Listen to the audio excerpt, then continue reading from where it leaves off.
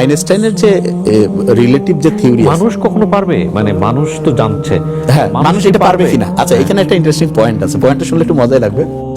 আপনি যদি আলোর বেগে দৌড়ান, আপনি তখন আর কোনো বস্তু থাকবে না, তখন আপনি শক্তিতে পরিণত হয়ে যাবেন।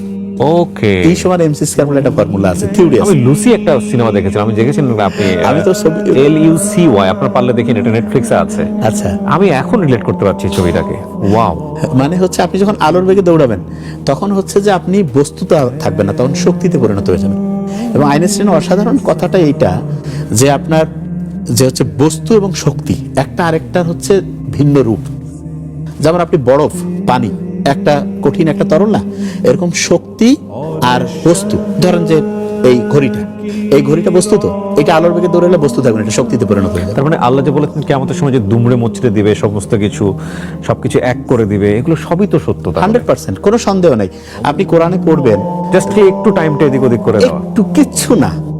আচ্ছা আমি আপনাকে একটা জিনিস বলি, আপনি একটা জিনিস খেয়াল করবেন, কোরআনেই আল্লাহ বলে রাখছেন যে মানে ঊর্ধ্বাকাশের একদিন পৃথিবীর 50,000 বছরের সমান। এটা তো একদম কত আছো, কত আগে, মানে এটা কিভাবে সম্ভব? তো মানুষ এটা কি হইতে পারে? 100% এখন তো আমরা জানি। আর আমি যেটা বলছিলাম, তার মানে